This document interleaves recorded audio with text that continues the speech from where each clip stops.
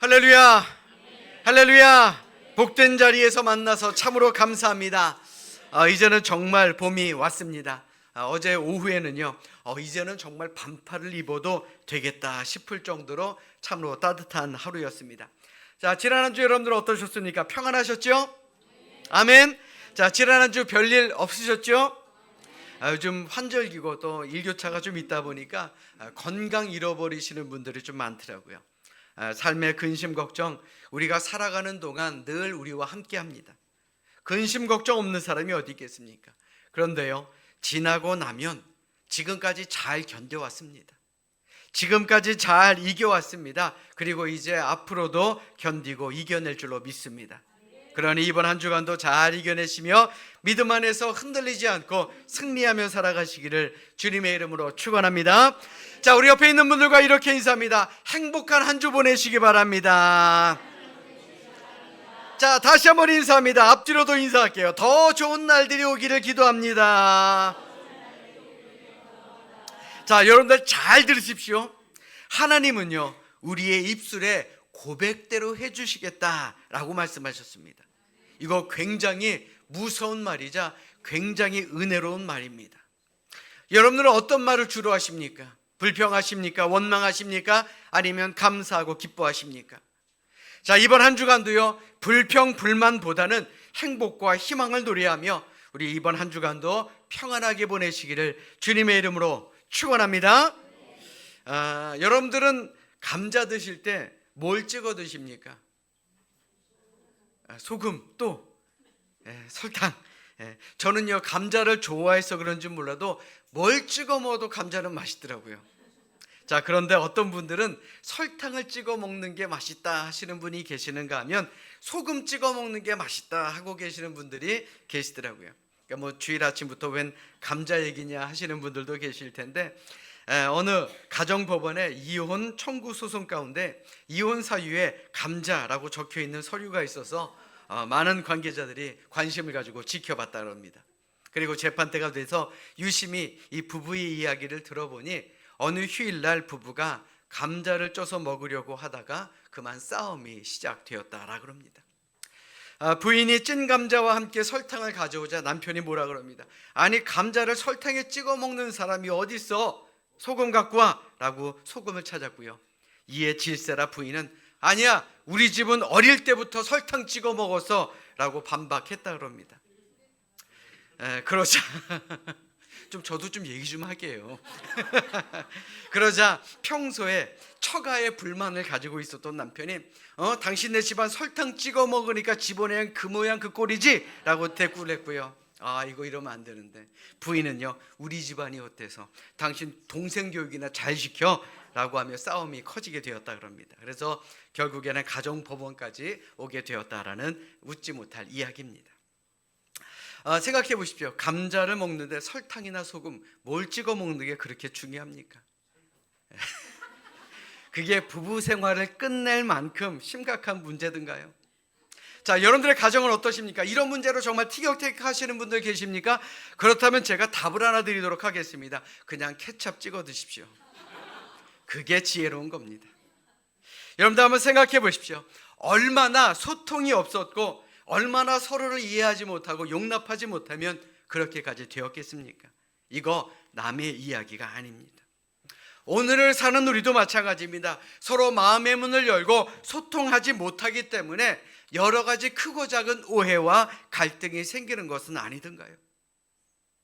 하나님은요, 우리를 늘 용서해 주시고 늘 용납해 주신 분입니다.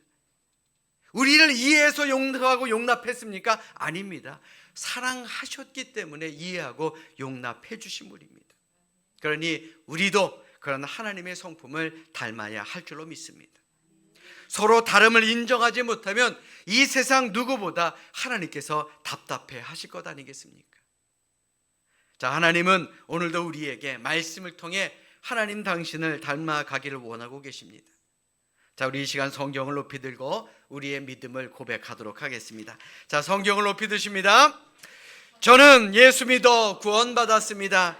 저는 예수 믿어 하나님 자녀 되었습니다. 저는 예수 믿어 천국 백성 되었습니다. 하나님께서 선물로 주신 오늘 하나님 말씀으로 가르침을 받습니다. 눈을 열어 주의 법 안에 있는 놀라운 진리를 보고 깨닫게 하소서. 아멘으로 순종하여 하나님께 영광 돌리는 삶이 되게 하소서. 아멘. 고백한 대로 살아가시는 여러분들 되시기를 주님의 이름으로 축원합니다. 사람은 직업에 따라 또 역할에 따라 입어야 하는 옷이 달라집니다. 자, 운동선수는 어떤 옷을 입어야 됩니까? 운동복을 입어야 최고의 퍼포먼스를 냅니다. 또 경찰관은 어떻습니까? 경찰 제복을 입고 있어야 경찰로서의 역할을 잘 할 수가 있는 것이죠. 군인은 또 어떻습니까? 군복을 입어야 군인답게 전투를 치를 수 있으며, 의사, 간호사, 약사는요 가운을 입어야 환자들에게 신뢰를 줄 수 있습니다. 자, 그렇다면 여러분들은 오늘 교회 나오시면서 과연 어떤 옷을 입고 나오셨습니까? 예배자다운 마음으로 예배에 맞는 옷을 입고 나오셨습니까? 여러분들 잘 들으십시오. 예배는요 예를 갖추어 절하는 것입니다. 그러므로 하나님께 예배 드리러 오는 사람이라면 예를 갖추어야 한다라는 겁니다. 저도 평소에는 편하게 입습니다. 그러나 예배를 드릴 때는 아무렇게나 입지 않습니다. 왜요? 단 위에 서야 하는 사람이기 때문에 그렇습니다. 즉 자신의 신분에 혹은 맡겨진 직분에 맞게 단정하게 옷을 입는 것, 이것은 참으로 중요합니다. 그래야 일을 하는 스스로의 마음가짐을 제대로 할 수 있으며 상대방에게도 신뢰를 줄 수 있기 때문에 그렇습니다. 자, 그런데요 오늘 본문의 말씀해 보시면 사도 바울은 그런 외적인 옷 말고 또 다른 옷을 입어야 한다라고 우리에게 말씀하고 있습니다. 오늘 보면 12절의 말씀 보십시오.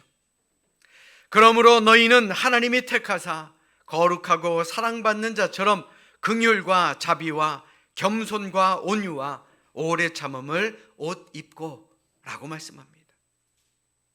이 말씀에 보면 그리스도인들이 입어야 되는 특별한 옷이 있다라고 성경은 말씀하고 있는 것이죠.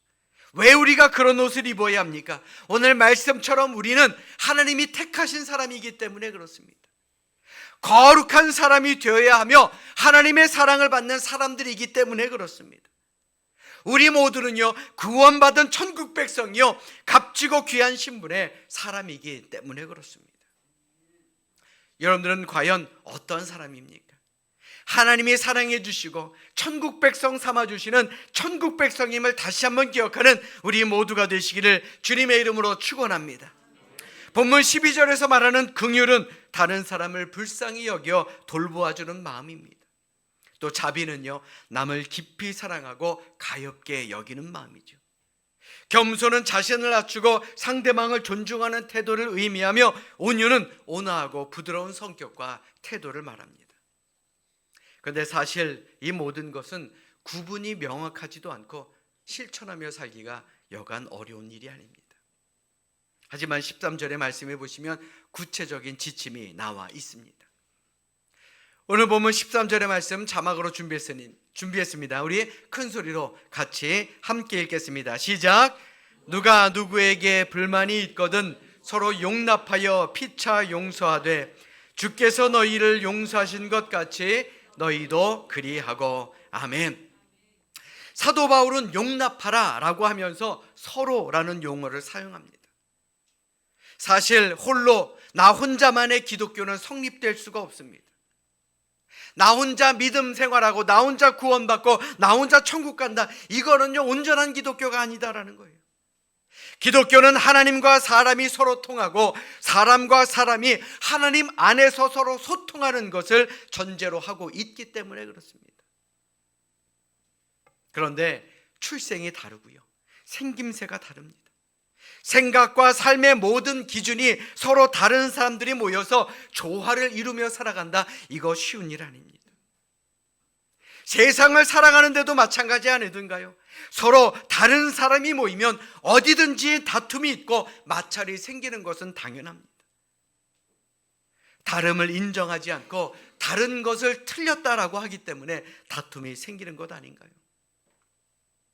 교회 안에도 마찬가지입니다. 우리 교회 안에서도 성도들 사이에 많은 문제들이 일어납니다. 목사님들이라고 모이면 천국인 줄 아십니까? 아닙니다. 특별히 요사이 정국이 좀 어렵다 보니까 말 한마디 하는 것도 굉장히 조심스러운 그런 때다라고 생각합니다. 그렇기 때문에 더욱더 예의를 지키며 살아가는 것이 참된 그리스도인의 모습이다라는 것이죠. 사도 바울은 성도들의 모임이 완벽할 것으로 생각하지 않았습니다. 실제로 당시 초대교회에도 많은 갈등이 있었다라는 이야기입니다. 그래서 오늘 보면 13절의 말씀에 보시면 단서 하나가 붙죠. 누가 누구에게 불만이 있거든. 불만이 있다는 얘기입니까? 없다는 얘기입니까? 있다는 얘기입니다. 사람들이 모이면 거기에는 꼭 불만을 가진 사람들이 있음을 사도 바울은 너무나도 잘 알고 있었습니다. 예수 믿고 구원받은 사람들조차 혹은 피를 나는 가족들조차 함께 지내다 보면 우리가 상대에게 불만이 생기게 되는 것이 바로 인간이다라는 겁니다. 자, 여러분들에게 묻겠습니다. 여러분들은 우리 교회를 사랑하십니까? 아유, 감사합니다. 우리 삼성교회가 참 좋은 교회라고 생각하십니까? 자, 교회가 하는 모든 일 다 좋은 일이다라고 생각하십니까? 네, 아멘이 점점 줄어듭니다. 자, 교회에서 무슨 일을 하자라 그러면요, 어떤 분은 굉장히 좋게 생각하십니다. 그런데 또 반대로는요, 어떤 분들은 꼭 불만을 말씀하시는 분들이 계시더라고요. 그런 분들을 보면서 저희는 또 왜 저럴까 하면서 고개를 돌리시는 분들도 계십니다. 초대교회도 그랬다라는 얘기입니다. 그래서 사도 바울은 그래서는 안 된다라고 말하는 것입니다. 우리 그리스도인들은 불만이 생기는 것이 불편해서 분쟁과 마찰이 두려워서 관계를 거부하는 사람이 되어서는 안 됩니다. 마찰과 불만이 있어도 예수 그리스도의 이름으로 극복하는 사람이 참된 그리스도인이며 명품 크리스찬이 된다는 것, 우리는 이것을 기억해야 할 줄로 믿습니다. 아멘. 하나님께서는 우리 모두를 각기 다르게 창조하셨습니다.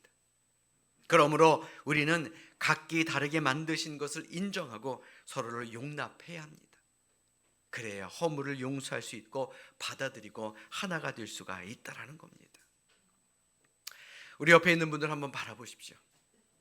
우리가 용납해야 될 사람이고 이해해야 될 사람이고 사랑해야 될 사람 아닙니까? 아멘. 어떤 사람이 양 어깨에 지게를 지고 물을 날랐습니다. 그러니까 오른쪽에 있는 또 왼쪽에 있는 각각의 항아리가 있었습니다. 그런데 이 왼쪽에 있는 항아리는 금이 조금 간 그런 항아리였습니다. 그래서 물을 가득 채워서 출발해도 집에 올 때쯤 되면요, 이 왼쪽 항아리는 이 물이 반이나 빠져나가 있습니다. 그런데 반면에 오른쪽 항아리는 가득 채운 그 모습 그대로였습니다.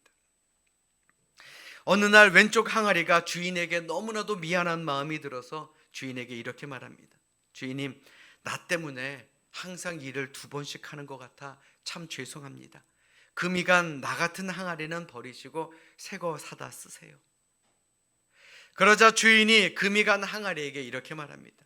나도 네가 금이 간 항아리라는 거 잘 알고 있어. 그럼에도 일부러 바꾸지 않는단다. 우리가 지나온 길의 양쪽을 봐봐. 물이 한 방울도 흐르지 않은 오른쪽 길에는 아무런 생명이 자라지 못하는 황무지이지만 왼쪽에는 아름다운 꽃과 풀이 무성하게 자라지 않으니 너는 비록 금이 같지만 너로 인해서 많은 생명들이 자라나는 모습 아름답지 않니? 나는 그 생명을 보며 기쁘게 생각한단다 라고 말했다라는 겁니다. 사랑하는 여러분, 세상 많은 사람들은 완벽함을 추구하며 삽니다. 또 완벽해지려고 노력하며 살아가고 있습니다. 그러다 보니 자신에게 금이 간 모습, 이거 수치스럽게 여길 때가 있습니다. 어떻게 해서든 이 금을 감추려고 노력하는 것이 세상 사람들의 모습입니다. 그런데 잘 생각해 보십시오. 세상이 이토록 삭막하게 된 것이 금이 간 인생 때문이 아니라 너무 완벽한 사람들 때문은 아니던가요? 그러므로 죄인이며 금이 간 항아리와 같은 우리도 하나님께서 택함을 받고 하나님께 택함을 받고 용서받았기 때문에 우리도 서로 용납하며 피차 용서하며 살아가야 할 책임이 우리에게 있다라는 것, 우리는 이것을 기억해야 합니다. 하나님께 받은 사랑, 하나님께 받은 그 이해, 그 용납, 이것을 세상에 나누어야 한다라는 뜻입니다. 바로 이것이 명품 크리스천이 되는 8번째 방법임을 기억하시기를 주님의 이름으로 간절히 축원합니다. 자, 그런데요, 먼저 용납하고 서로 이해한다라고 끝이 아닙니다. 오늘 보면 17절의 말씀 보십시오. 또 무엇을 하든지 말이나 일에나 다 주 예수의 이름으로 하고. 자, 이 말씀을 쉬운 성경으로 보면 이러합니다. 여러분은 모든 말과 행동을 우리 주 예수님을 위해 하는 것처럼 해야 합니다. 내 이름을 걸고 나를 위해서가 아니라 주 예수의 이름으로 예수님을 위해 하는 것처럼 그렇게 서로 용납하며 이해하며 사랑하며 살라라는 겁니다. 우리가 어떤 일을 할 때 생각해 보면요, 옳은가 그른가를 먼저 살피죠. 그런데 그것만으로는 충분하지 않습니다. 다시 말해 남의 허물을 용서하고 용납하는 것, 이것은 나를 드러내기 위함이 아니라 예수님을 드러내기 위한 방법이 되어야 한다라는 것을 사도 바울은 우리에게 말하고 있는 것입니다. 아멘. 여러분들에게 묻겠습니다. 여러분들이 세상에 나가서 친구들을 만나고 가족들을 만나고 대화하며 행동할 때 여러분들에게서 예수 그리스도의 향기가 나옵니까? 오히려 내가 예수 믿는 걸 감추며 이웃과 친구들을 만나는 것은 아닌가요? 예수 그리스도가 들어 있어야, 예수 그리스도가 내 안에서 나와야 우리가 하나님의 자녀요, 진정 예수 믿는 사람이다 라고 할 수 있는 것 아니겠습니까? 그러므로 우리는 말에나 일에나 다 예수 그리스도의 이름으로 살아가야 하는 것입니다. 자, 우리 옆에 있는 분들과 이렇게 인사합니다. 주 예수의 이름으로 사랑합니다. 자, 다시 한번요. 주 예수의 이름으로 살아갑시다. 자, 그러므로 예수 그리스도가 이 가슴에 꽉 찬 사람, 예수 그리스도로 삶이 꽉 찬 사람은 말을 하든지 글을 쓰든지 그 안에 예수 그리스도의 향기가 들어져 나와야 한다라는 겁니다. 저도요, 설교 준비를 하며 늘 생각하는 것이 바로 이것입니다. 내가 하는 설교에 과연 예수님이 들어있는가? 세상 이야기를 하느라, 내 이야기를 하느라, 또 세상의 것을 이야기하느라 예수님의 뜻이나 생각을 빼놓고 설교하는 것은 아닌가 라고 말입니다. 사랑 여러분, 남을 이해하고 용납하고 용서하는 것, 내 힘으로는 한계가 있습니다. 서로 다른 사람들이기 때문에 이해가 안 될 때도 있습니다. 그러나 예수님의 마음으로 그 사람을 바라보시길 바랍니다. 나도 용서받았는데, 금이 간 항아리와 같은 나도 용서받고 구원받았는데 우리 서로가 용납이 안 될 것이 무엇이 있겠으며 이해가 안 될 것이 무엇이 있겠고 용서가 안 될 것이 어디 있겠습니까? 그러므로 무엇을 하든 어떤 사람을 대하든 예수 그리스도의 마음으로, 예수님의 이름으로 서로 하나 되는 우리 명품 크리스천들이 되시기를 이 시간 주님의 이름으로 간절히 축원합니다. 오늘 보면 14절에서 사도 바울은 우리에게 완벽한 하나의 단어를 말씀하고 있습니다. 바로 사랑입니다. 오늘 본문 14절의 말씀 우리 함께 읽도록 하겠습니다. 자, 우리 함께 읽습니다. 시작. 이 모든 것 위에 사랑을 더하라. 이는 온전하게 매는 띠니라. 아멘. 모든 것 위에 사랑을 더하라 그랬어요. 세상 사람들은 다 천차만별입니다. 생각이 다르고요, 개성도 다릅니다. 왜냐고 물으신다면 나중에 천국 가서 하나님에게 물어보시기 바랍니다. 같은 배에서 태어난 형제도 다릅니다. 어찌 교회 안에 모든 사람이 다 똑같은 생각과 뜻을 가지며 살아가겠습니까? 저도 딸 둘을 키우고 있는데 이 둘이 어찌나 다른지 모릅니다. 같은 배에서 나왔는데 공장은 똑같은데 제품은 달라요. 상대방을 인정하고 받아들이면 이해하고 용납할 수 있고 우리는 하나 될 수 있다라는 겁니다. 여러분들의 가정, 여러분들의 일터도, 우리의 교회도 마찬가지입니다. 생각이 다르고요, 또한 개성이 다른 모든 사람들이 있지만 모든 것에 사랑을 더하면, 그 위에 사랑을 더하면 우리는 모든 것이 이해되고 용납되고 결국 온전하게 하나 될 수 있는 것 아니겠습니까? 사랑하며 삽시다. 아멘. 그런데 사랑을 더한다라는 것, 이거 참 쉬운 일이 아니더라고요. 그런데 방법이 있습니다. 콩으로 예를 한번 들어보겠습니다. 여러분들이 콩 한 자루를 어깨에 메고 간다라고 한번 생각해 보십시오. 자루에 요만한 구멍이 생깁니다. 그러면 콩이 어떻게 됩니까? 줄줄 새어나가게 됩니다. 콩은 입자도 굵어서 금방 빠져나갑니다. 자, 그런데 그 콩들이 새지 않게 만드는 방법이 있습니다. 뭔가요? 콩을 삶고요, 빻아서 메주로 만들면 됩니다. 그럼 빠져나가지 않습니다. 우리의 인생도 마찬가지입니다. 우리의 가정과 일터, 우리 교회 안에, 이 자루 안에 오해와 갈등의 구멍이 생길 때가 분명히 있습니다. 그러면 우리는 어떻게 해야 됩니까? 나를 삶고 또 나를 빻게 만들어서 하나의 메주가 되면 되는 것 아니겠습니까? 물론 나를 삶게 만들고 빻게 만드는 것이 결코 쉬운 일은 아니겠지요. 왜요? 내가 죽어야 하기 때문에 그렇습니다. 그러나 우리의 가정과 일터에, 우리의 교회에 예수 그리스도라는 이름이 있다면, 예수님의 사랑이 있다면 이 모든 것이 가능하지 않겠습니까? 아멘. 간혹 우리 교회 선교회 혹은 속회 단톡방에서 조용히 모르게 나가시는 분들이 계십니다. 물론 마음의 상처를 입으셨거나 뭔가가 불편해서 나가신 분들도 계실 줄로 압니다. 자, 그렇다면 우리 선교회장님, 속장님들은요, 이런 분들에게 다시 연락을 하시고 조용히 단톡방으로 초대하시기 바랍니다. 이게 나가기는 쉬워도 다시 들어오기는 진짜 어려운 게 단톡방이거든요. 그리고 여러분들도 다시 들어오신 분이 계시다면 실수로 잘못 눌러서 나가셨겠구나 라고 생각하시고요, 용납하시고 받아들이시고 아무 일도 없었던 것처럼 서로 사랑과 은혜를 나누시기 바랍니다. 이것이 바로 예수님의 이름으로, 예수님의 사랑으로 하나 되고 용납되는 공동체의 모습 아니겠습니까? 우리 교회, 그런 교회를 만들어 가야 할 줄로 믿습니다. 이게 바로 받아들임입니다. 예수님의 이름으로 행하는 것은 옳고 그른 것을 가리는 것이 아닙니다. 서로 이해하고 배려하고 도와주고 참는 것입니다. 서로 용납하고 용서하다 보면 사랑하게 되고 신뢰하는 관계가 생기는 것, 그것 아니겠습니까? 과연 우리 교회는 서로 사랑합니까? 서로 용납합니까? 서로 이해합니까? 그런 삶을 살아가시기를 축원합니다. 외국 사람들이 좋아하는 한식 메뉴 중에 빠지지 않는 게 있습니다. 뭘까요? 그렇죠, 비빔밥입니다.